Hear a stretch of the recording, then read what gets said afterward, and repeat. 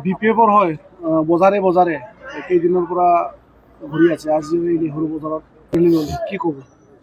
চাওক, BPF-ৰ পিনৰ পৰা আমাৰ যিটো বজাৰৰ এই অনুষ্ঠান লোৱা হৈছে এইটো অতি সফল হোৱা বুলি আমি ভাবোঁ। কাৰণ ৰাইজৰ মাজত আমি সোমাই পৰিছোঁ আৰু ৰাইজে গম পাইছে যে পৰিৱৰ্তন নামৰ যিটো চৰকাৰ চলাই আছে এতিয়া, তেওঁলোকে একো কৰিব পৰা নাই। আৰু আমি বজাৰত আহি কেনে এই যিবিলাক গৰীব দুখীয়া যিবিলাক মানে ব্যৱসায়ীসকল আছে তেখেতসকলৰ লগত মত বিনিময় কৰিছোঁ। আৰু মত বিনিময়ত আমি এটা কথা গম পালোঁ যে যিবিলাক প্ৰতিশ্ৰুতি প্ৰমোদ বড়োদেৱে দিছিলে চৰকাৰ বনোৱাৰ আগত বা চৰকাৰৰ পিছতো, যে আমি সৰু সৰু ক্ষুদ্ৰ ব্যৱসায়ীসকলক আমি মানে টকা দিয়াৰ ছিষ্টেম কৰিছোঁ, 1 লাখ 2 লাখ যিমান পাৰোঁ আমি দিম বুলি কৈছিলোঁ। কিন্তু আজি আমি যিমানজন ব্যৱসায়ীৰ ওচৰত গৈছোঁ তেখেতসকলক সুধিছোঁ, কোনেও কিন্তু এই টকা পোৱা বুলি স্বীকাৰ কৰা নাই আৰু তেখেতসকলে নিশ্চয় মিছা কথা কোৱা নাই। গতিকে অতি দুৰ্ভাগ্যজনক যে ইমান মিছলীয়া ধৰণে তেওঁলোকে চৰকাৰ চলাই আছে আৰু আগন্তুক দিনত যে তেওঁলোকে এই BTCৰ পৰা উৎখাত হ'ব সেইটো কিন্তু খাটাং।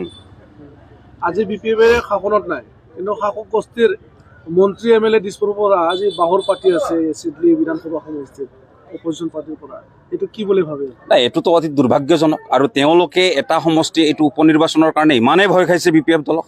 BPF দল অকলশৰীয়া আজি, তেওঁলোকে ইমানটা 3টা 4টা দল মিলি কেনে আমাৰ এগেইনষ্টত এনেকুৱা বাহৰ পাতি কেনে কেম্পেইনিং কৰি আছে।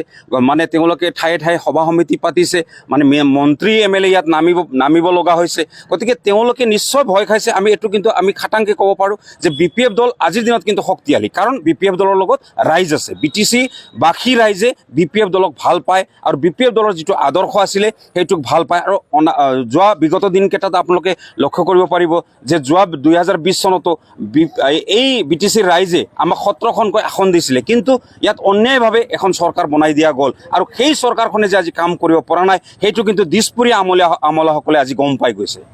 চিডলি বিধানসভা সমষ্টিৰ উপ নিৰ্বাচনৰ বাবে ঠায়ে ঠায়ে সৰু সৰু মিটিং কৰি আহি আছে। ৰাইজৰ কিমান কেনেকুৱা কি সঁহাৰি পাইছে কি জনাব? নাই, চাওক, আজি চিডলি উপ নিৰ্বাচনত আমি যিখিনি BPF দল হিচাপে আমি চুপাই সৰু সৰু মিটিং কৰি আহিছোঁ, ইয়াৰ পৰা আমি স্পষ্ট গম পাইছোঁ যে অহা 13 তাৰিখৰ নিৰ্বাচনত চুদ্ৰ কুমাৰ বসুমতাৰী এককভাৱে উইনাৰ হোৱাটো খাটাং।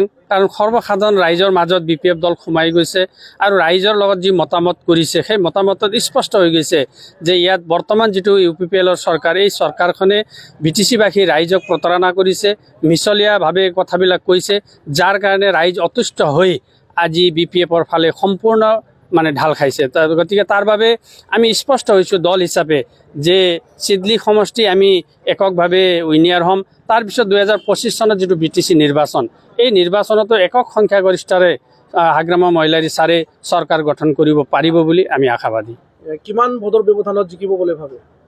চাওক, সেইটোতো এতিয়া ইয়াত BJP, UPPL, AGP আৰু তাৰ লগতে ছাত্ৰ সংগঠন এপছুৰ দৰে ছাত্ৰ সংগঠন এটা লগ লাগি তেওঁলোকে নিৰ্বাচনত নামিছে। বেছি ভোটৰ ব্যৱধানত নহয়, তথাপিও আমি এটা অনুমান কৰিছোঁ 15,000 পৰা 20,000 ভোটৰ ব্যৱধানত চুদ্ৰ কুমাৰ বসুমতাৰী জয়ী হোৱাটো খাটাং।